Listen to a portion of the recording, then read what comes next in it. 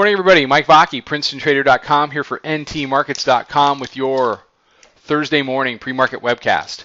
Okay, so quick review of what we've been talking about. We've been talking about how the highs, the old highs now, 1985, 75, were going to be a magnet for price as soon as the bears dropped the ball on Friday and allowed that 38 dip to close above the middle band. So what we've been able to do from there is just be long. I mean, we're long of 43. We're still, we've taken profits along the way. We still have some, and I still have some now. And we've reached our initial target, which was the old highs. We've made new highs. Globex high tonight, as you can see there, is 1987.75. What's next? Because that's all that's really important, right?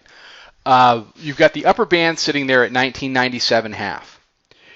During the course of this entire uptrend, dating back to December of 2012, price has almost at 100% gravitated from the lower Bollinger Band to the upper Bollinger Band, and once the middle band, which is the green line there, converts itself to support on a closing basis, price gravitates to, and at a minimum touches, the upper band.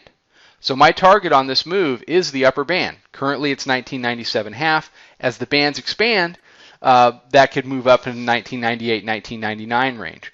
So we're just going to continue to roll up our stops on our longs and see what happens when we get to the upper band. One of two things will happen. Either we will touch the upper band and come back down, or we'll do what this market has had a pretty good tendency to do during the course of this uptrend, which is to ride that upper band for a period of days and then retrace. And if that happens, then you're looking at numbers up above 2,000. So anytime anybody says 2,000, everybody bristles at the thought of 2,000. Why 2,000? Well, it's what's next. People bristled at the idea of 1,400, 1,500, 1,600, 1,700, 1,800, 1,900. Now they can bristle at 2,000. But everybody asked me, well, one day it's gonna pull back and it's all gonna end in tears. Yes, it will. It will pull back. It will end in tears. There will eventually be another bear market, but that day is not today. Today we've made new highs. So you have to trade the market that's in front of you. You have to trade the market that you're in, not the market that you want or the market that intellectually you think should be happening. Those markets are in your brain. Okay, and they have to stay there because those markets aren't going to make you any money. The market that's on the chart, the market that you're trading in each day, is the only market that's going to make you money. And that market right now wants to make new highs. And that market right now wants to go touch the upper band, in my opinion. So that's how we're playing it. After we get up there, after we do a ride for a couple of days, then at that point we'll get out of the rest of the long and we'll start looking at the next opportunity.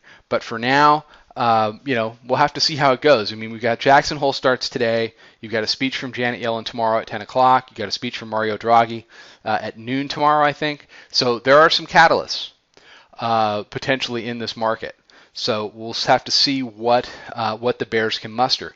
But to come from lower band all the way up here and not touch upper band would be highly unusual for this uptrend. And people are saying, well, 1890 to 1987, that's 100 handles straight up. It's not. That's the problem. You can't look at this as a straight up market. You've got two rallies going on here. You've got the rally from 1890.25 to 1961. Then we collapsed, okay? It was only for 2 hours, but we collapsed from 61 to 37. Now you've got rally number 2 going on, which is from 1937 to 1987.75. So, 37 to 87, that's 50 handles. Well, don't forget, 90 to 61, that's 71 handles. So before everybody gets so completely offended by the number of handles that we've gone up, you've got to understand that if you want to just count handles, that's fine. The 50 handles we've done since 37 is not as big as the 71 handles we did since 1890. So, you've got to keep things in perspective. Again, trade the market that's in front of you. That Friday dump from 61 to 37, cleared out all the overbought condition, and created a second short squeeze, which has propelled us to new highs. All right, everybody have a good one. Follow us on Twitter at Princeton Trader. Check out the website. Come check out the chat room. It's a great time to start. You'll be starting with a lot of new people, and you're all going to learn together. And if you trade this stuff every day, I'd really like you to come in, take a look, and see if we can help you. We would love to meet you. And it's a good bunch of people we got in there. I'm really proud to be a part of it. Okay, I'll be back tomorrow morning with another webcast. Trade them well.